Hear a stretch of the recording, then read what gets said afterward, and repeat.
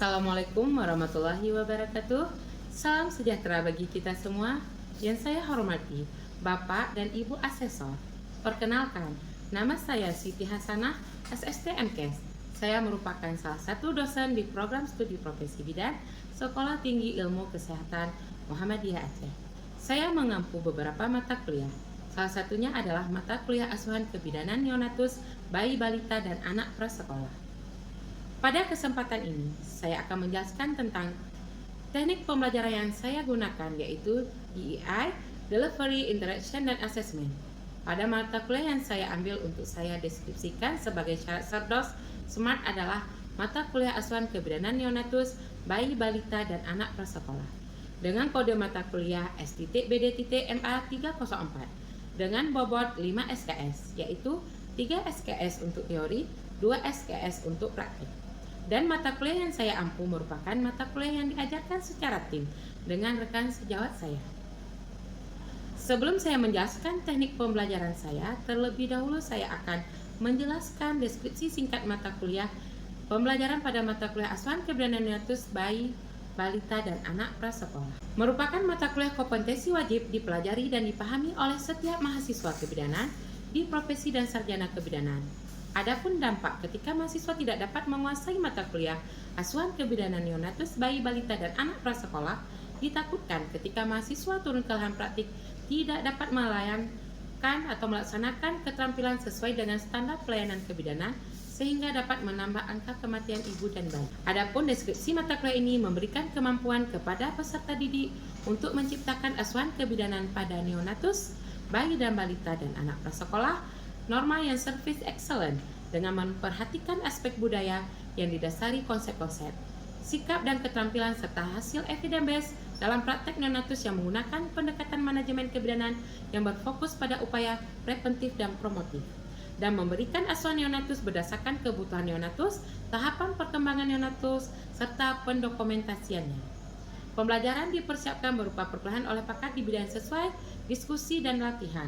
Semester ini berjalan selama 6 minggu. Selain dari kuliah pakar, mahasiswa akan melaksanakan latihan keterampilan klinik pada setiap minggu yang akan dilaksanakan di diskusi pleno dengan topik yang disesuaikan dengan perkuliahan yang berlangsung. Dengan mengikuti mata kuliah asuhan kebidanan neonatus, bayi, balita, dan anak prasekolah, mahasiswa diharapkan mampu memahami beberapa hal sebagai berikut. Mahasiswa mampu memahami adaptasi fisiologi neonatus. Mahasiswa mampu memahami konsep dasar asuhan neonatus. Mahasiswa mampu memahami konsep tumbuh kembang bayi, balita, dan anak prasekolah, kebutuhan dasar neonatus, bayi dan balita, dan anak prasekolah, imunisasi dan pemberian nutrisi pada neonatus, bayi, balita, dan anak prasekolah, manajemen terpadu balita sakit dan manajemen terpadu balita muda, asuhan kebidanan pada neonatus, bayi, balita, dan anak prasekolah, pendokumentasian asuhan neonatus, bayi, balita, dan anak prasekolah. Capaian pembelajaran mata kuliah pada mata kuliah asuhan kebidanan neonatus, bayi dan balita, dan anak prasekolah. Yang pertama, mahasiswa mampu memahami adaptasi fisiologi neonatus, bayi, balita, dan anak prasekolah. Mahasiswa mampu memahami konsep dasar asuhan neonatus, bayi, balita, dan prasekolah. Mahasiswa manajemen terpadu balita sakit dan manajemen terpadu balita muda. Mahasiswa mampu melakukan asuhan kebidanan pada neonatus, bayi, balita, dan anak prasekolah. Mahasiswa mampu melakukan pendokumentasian asuhan neonatus, bayi, balita, dan anak prasekolah.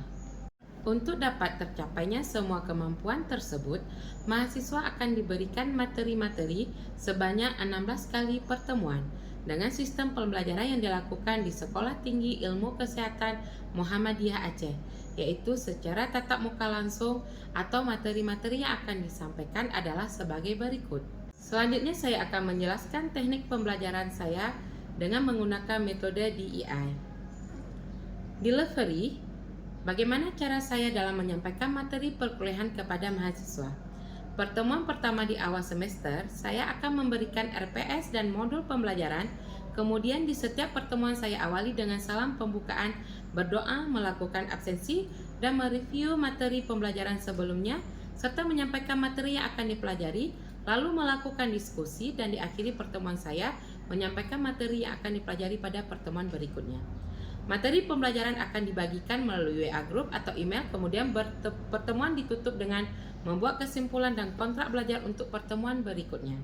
Saya juga memberikan stimulus atau rangsangan kepada mahasiswa dengan cara melibatkan mahasiswa dengan melakukan pre-test dan post-test.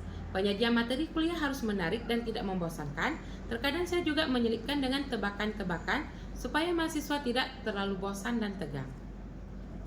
Saya juga menggunakan alat bantu belajar dengan baik dan tidak hanya membacakan poin materi kuliah yang ada di slide PowerPoint saja. Setiap pembahasan mendalam di setiap poin dan memberikan contoh-contoh konkret atau saya kaitkan berdasarkan pengalaman, kehidupan, budaya, dan masyarakat. Metode pembelajaran yang saya gunakan adalah metode ceramah, role play, problem based learning, dan praktek. Untuk metode ceramah saya lakukan untuk pengantar pokok materi yang akan saya bahas dan mereview kembali materi yang telah saya ajarkan di pertemuan sebelumnya. Role play di mana metode pembelajaran ini melibatkan mahasiswa dengan memerankan drama dengan suatu masalah yang terfokus pada masalah-masalah tentang materi asuhan neonatus, bayi, balita, dan anak prasekolah. Metode problem-based learning adalah metode pembelajaran untuk melatih mahasiswa berpikir kritis, menantang kemampuan mahasiswa untuk mendapatkan pengetahuan baru, bisa meningkatkan aktivitas belajar dan bisa mengaplikasikan materi yang didapatkan dalam mata kuliah asuhan kebidanan neonatus, bayi, balita, dan anak prasekolah. Metode praktek dapat membuat mahasiswa lebih memahami teori yang telah disampaikan serta dapat mengaplikasi dan mengasah keterampilan mahasiswa dan memberikan asuhan kebidanan neonatus, bayi, balita, dan anak prasekolah. Materi pembelajaran dengan metode praktek akan terlebih dahulu didemonstrasikan dengan menggunakan pantom dan melibatkan mahasiswa supaya dapat lebih menjiwai dalam menolong. Pada metode pembelajaran praktek dengan demonstrasi, saya terlebih dahulu membagikan mahasiswa dalam kelompok kecil yang bertujuan agar mahasiswa lebih cepat dalam memahami materi yang sedang saya demonstrasikan dan meminta mereka mengulang kembali tindakan yang saya demonstrasikan satu persatu kepada mahasiswa. Interaction yaitu cara saya berinteraksi dengan mahasiswa, di mana saya ingin merangkul semua mahasiswa agar mereka bisa terbuka di saat mahasiswa menghadapi kesulitan dalam proses pembelajaran dan tetap menunjukkan sikap saling menghormati antara dosen dan mahasiswa. Dan saya selalu meluangkan waktu untuk dekat dengan mahasiswa di luar jam perkuliahan dengan cara membuka ruang antara saya dan mahasiswa untuk saling berdiskusi baik di kampus ataupun melalui WA. Interaksi lain yang saya lakukan adalah dengan cara memberikan tugas kepada mahasiswa, baik itu tugas berupa makalah, dengan membagi menjadi kelompok kecil untuk menyelesaikan tugas dan hasil kerja kelompok didiskusikan secara bersama dengan saya sebagai moderator agar dengan cara ini bisa membuat saya dan mahasiswa lebih terasa dekat. Asesmen yaitu sistem penilaian yang saya lakukan. Pada pertemuan di awal perkuliahan, saya sudah membuat kontrak belajar dan kontrak nilai dengan mahasiswa dengan cara mengemukakan segala peraturan dan persyaratan kepada mahasiswa. Saya juga membuka kesempatan untuk membuat kesepakatan dalam hal penilaian dengan mahasiswa baik dalam pemberian tugas, absensi, ujian tengah semester, dan ujian akhir semester. Dengan begitu, mahasiswa dapat berusaha konsekuen dengan yang sudah disepakati di awal dan setiap menerima risiko dan bersedia memperbaiki peraturan yang dilanggar. Adapun kontrak belajar yang kami sepakati pada saat pertemuan di awal pertemuan yaitu kehadiran 10%, penugasan 20%, ujian tengah semester 30%, serta ujian akhir 30%.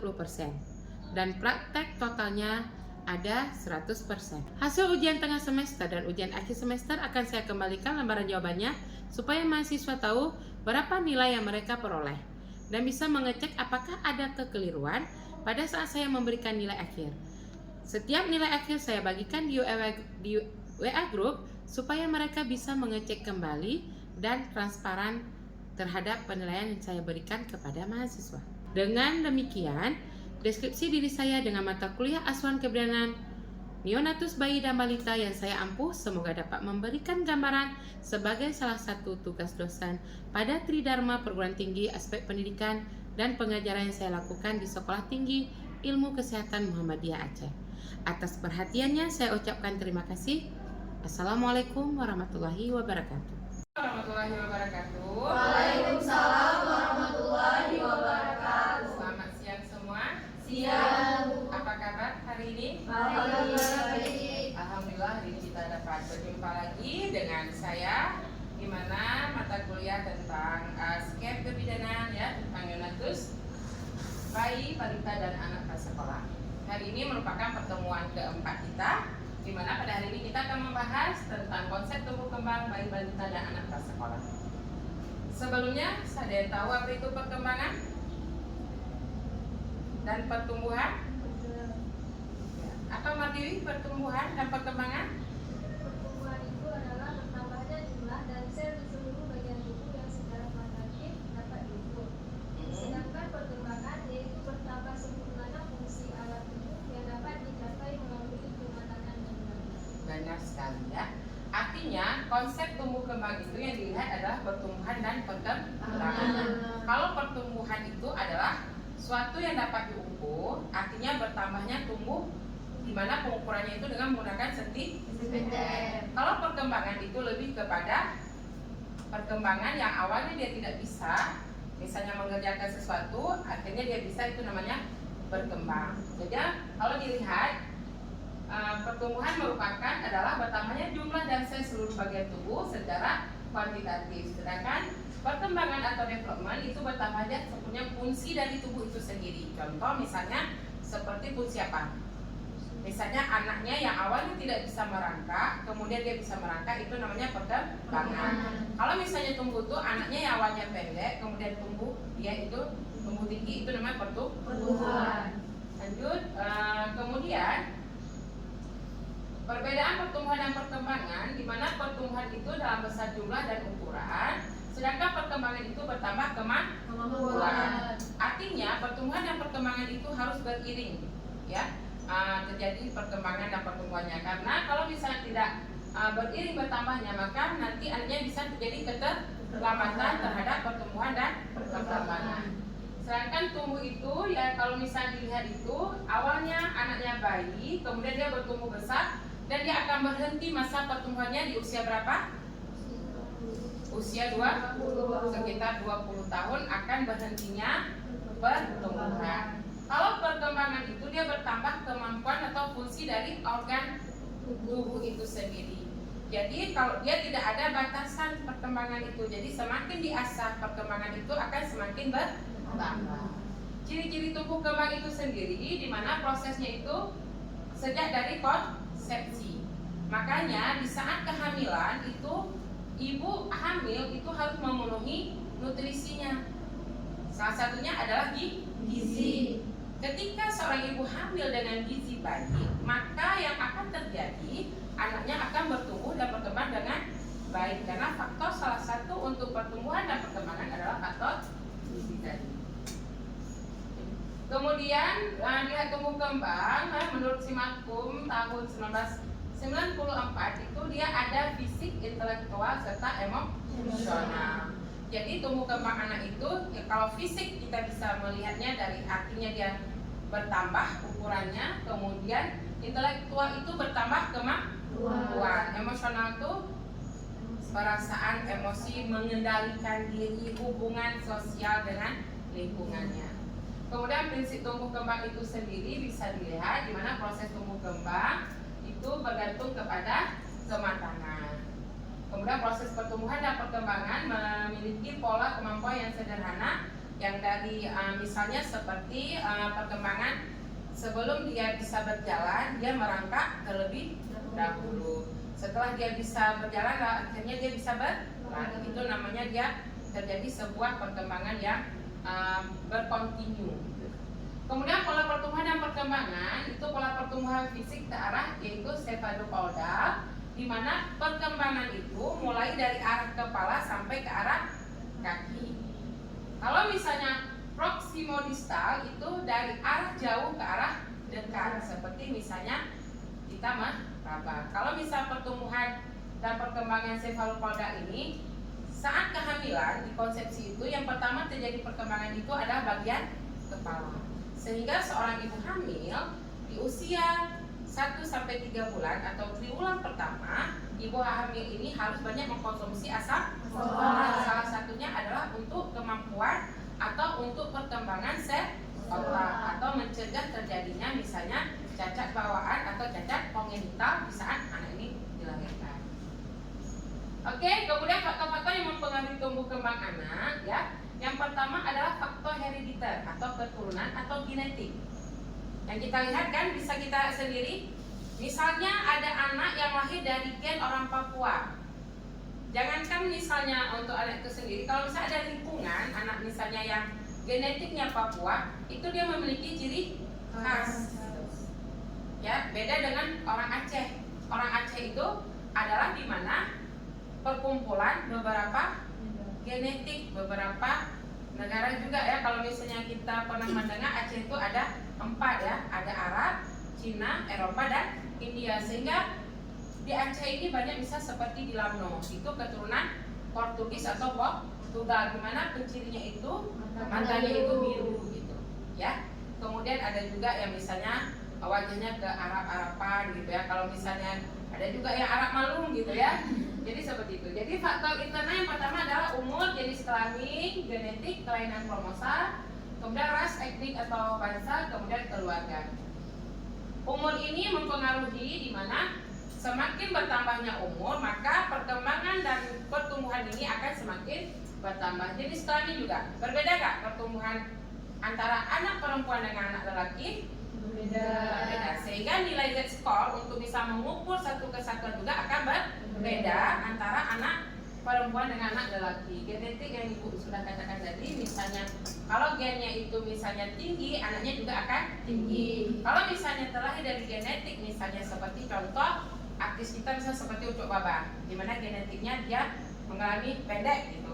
Anaknya ketika terjadi perkawinan dengan orang yang normal, itu bisa pendek, bisa normal, kemudian bisa sedang. Itu sudah kita pelajari bagaimana terjadinya persilangan perkawinan ya, antara gen ibu dengan gen bapak. Kemudian faktor eksternal atau prenatal itu ada gizi, mekanis, toksin, endokrin, radiasi, infeksi, kelainan imunologi, anoreksi embrio serta psikologi ibu atau stres. Jadi faktor eksternalnya itu ada namanya persalinan, jenis persalinan, komplikasi, penyulit tindakan, perawatan serta penolong. Ini sangat mempengaruhi juga. Contoh misal seperti adakah malpraktik di mana anaknya misalnya pada posisi ketika melahirkan itu di kala 2-nya itu misal terjadi kala 2 yang memanjang, atau misal di saat pengeluaran bayinya terjadi distosia bahu, sehingga ada yang fraktur ya, sehingga akan ketika di faktor eksternal ini terjadi kegagalan, itu bisa menghambat pertumbuhan dan perkembangan bagi si anak. Kemudian ada faktor eksternal atau postnatal, artinya setelah dia lahir ya. Yang pertama lingkungan biologis, fisik dan kimia, psikososial, gizi, penyakit kronis sampai ada istiadat. Memang penentu pertama itu adalah gizi. Kenapa? Apa kaitannya dengan gizi? Seorang anak tidak terpenuhi gizinya dengan baik akan berdampak kepada pertumbuhan dan perkembangan, sehingga kita sekarang kenal namanya stunting. Salah satunya stunting itu adalah kalau didefinisikan itu adalah pendek. Tetapi secara konsep tumbuh kembang yang dikatakan stunting itu adalah di mana terlambatnya pertumbuhan dan perkembangan. Kalau misalnya identitas stunting itu hanya pada pengukuran pendek, orang Asia itu tidak akan sama dengan orang Eropa. Orang Asia hampir rata-rata tingginya itu tidak melebihi dari tinggi orang Eropa. Bisa dikategorikan stunting semua. Jadi stunting itu disimpulkan kalau misalnya kedua itu terjadi keterlambatan atau keterlambatan. Oke, kemudian perkembangan sesuai usia itu nanti bisa kita bahas di topik selanjutnya, di mana tahapan perkembangan sesuai usia itu dari mulai 0 sampai 1 bulan, kemudian 1 bulan sampai 1 tahun, 1 tahun sampai 2 tahun, 2 sampai 3 tahun, 3 sampai 4 tahun, 4 sampai 5 tahun. Itu yang dikatakan namanya masa golden age, di mana masa keemasan ini harus benar-benar anaknya dilihat pertumbuhan dan perkembangan. Sehingga sekarang untuk mendeteksi pertumbuhan dan perkembangan itu dibuatlah sebuah acuan yang namanya itu SDID-TK. Kalau dulu sebelum diluncurkan SDID-TK ada namanya DDST. Jadi sebuah alat atau sebuah pemantauan anak dengan menggunakan lembaran, di mana di DDSD atau di SDI di TK itu kita dapat melihat apakah anak tersebut mengalami pertumbuhan atau perkembangan yang normal atau tidak. Oke anak semua, untuk topik ini ada yang ingin ditanyakan mengenai tentang pertumbuhan dan perkembangan pada anak? Ya silakan Nisa. Assalamualaikum warahmatullahi wabarakatuh. Waalaikumsalam warahmatullahi wabarakatuh. Perkenalkan, saya Anissa Zahara. Saya ingin bertanya, faktor apa yang mempengaruhi tumbuh kembang pada anak? Oke baik, faktor apa? Tadi kita sudah membahasnya mengenai faktor. Yang terutama itu yang pertama faktor apa tadi? Ada faktor genetik. Setelah faktor genetik ada faktor apa? Faktor gizi juga. Jadi dia faktor itu ada beberapa dibagi, ada faktor internal, ada faktor eksternal, ada faktor postnatal atau postnatal. Jadi kalau internal itu dia bisa dengan gizi ibunya, kemudian dengan genetiknya, dengan kromosomnya. Kalau eksternal itu bisa juga gizi, kemudian lingkungan dan lainnya. Postnatal juga seperti itu. Jadi ketiga faktor ini dari internal, kemudian eksternal, postnatal itu gizi yang sangat berperan terhadap pertumbuhan dan perkembangan. Selain misalnya ada faktor lingkungan, ada faktor genetik, dan ada faktor adat istiadat, budaya, kemudian faktor dari misalnya radiasi dan lainnya itu juga sangat mempengaruhi. Oke, ada pertanyaan lainnya? Ya, silakan ini. Assalamualaikum warahmatullahi wabarakatuh. Waalaikumsalam warahmatullahi wabarakatuh. Saya Rita Umara ingin bertanya, tahapan perkembangan apa saja yang harus dipantau pada tumbuh kembang anak? Oke, tahapan apa saja yang harus kita pantau saat melihat pertumbuhan dan perkembangan anak. Jadi ada pun tahapan yang harus kita pantau. Yang pertama, pernah dengar kita memantau motorik? Motorik itu adalah sebuah pantauan yang harus kita lakukan, di mana kita melihat motorik halus, motorik kasar, kemudian bahasa, kemudian lingkungan sosialnya. Jadi di pemantauan tumbuh kembang ini itu kita tidak melihat kemampuan EQ-nya. Kenapa? Intelektual itu dia akan terbentuk sendirinya itu dengan sering diberikan asah, asih, dan asuh. Jadi motorik halus ini seperti misalnya yang awalnya dia tidak bisa berjalan, kemudian dia dilatih atau bisa dilakukan stimulan untuk dia bisa misalnya berjalan. Kemudian misalnya seperti bahasa atau berbicara, itu juga harus dilihat perkembangannya. Usia berapa anak seharusnya sudah bisa berbicara? Jadi ada tahapannya. Kapan misalnya dia bisa mengeluarkan 2 suku kata.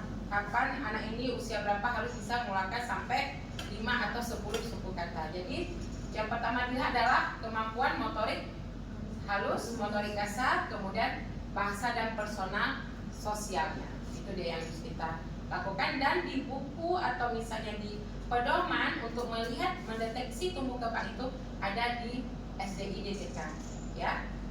Stimulasi, intervensi, deteksi dini tumbuh kembang anak. Jadi di situ nanti ada yang namanya KSPW, di mana questionnaire screening untuk anak misalnya di usia 1 bulan, 2 bulan. Jadi di situ ada instruksinya apa yang harus kita lakukan dan apa yang harus kita tanyakan pada anak tersebut, sehingga kita menyimpulkan apakah perkembangan dan pertumbuhan anak ini normal atau tidak. Oke, ada pertanyaan lagi? Jelas. Kalau jelas, Ibu minta Matiwi untuk menyimpulkan topik kita pada hari ini tentang konsep tumbuh kembang.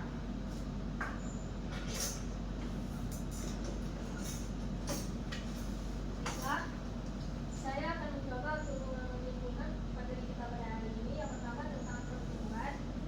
Pertumbuhan adalah bertambahnya jumlah dan sel di seluruh bagian tubuh yang secara kuantitatif dapat diukur. Perkembangan yaitu bertambah sempurnanya fungsi alat tubuh yang dapat dicapai melalui kematangan dan belajar. Oke, berarti kesimpulan kita pada hari ini di mana kalau pertumbuhan itu adalah sebuah bertambahnya ukuran ya. Ukuran yang diukur dengan satuan sentimeter dan berat badan serta lingkar kepala. Kalau perkembangan itu adalah kesempurnaan atau berkembangnya sebuah fungsi organ. Yang misalnya yang mulutnya awalnya dia tidak bisa mengunyah, akhirnya seiring bertambah usia akhirnya bisa mengunyah. Yang awalnya dia hanya bisa tengkurap, ya seiring bertambahnya usia maka organ kakinya berfungsi bisa berjalan. Oke, demikianlah topik kita pada hari ini ya. Mudah-mudahan apa yang kita pelajari hari ini bisa menjadi sebuah ilmu untuk kalian. Sampai berjumpa di pertemuan selanjutnya. Ibu akhiri. Assalamualaikum warahmatullahi wabarakatuh. Waalaikumsalam warahmatullahi wabarakatuh.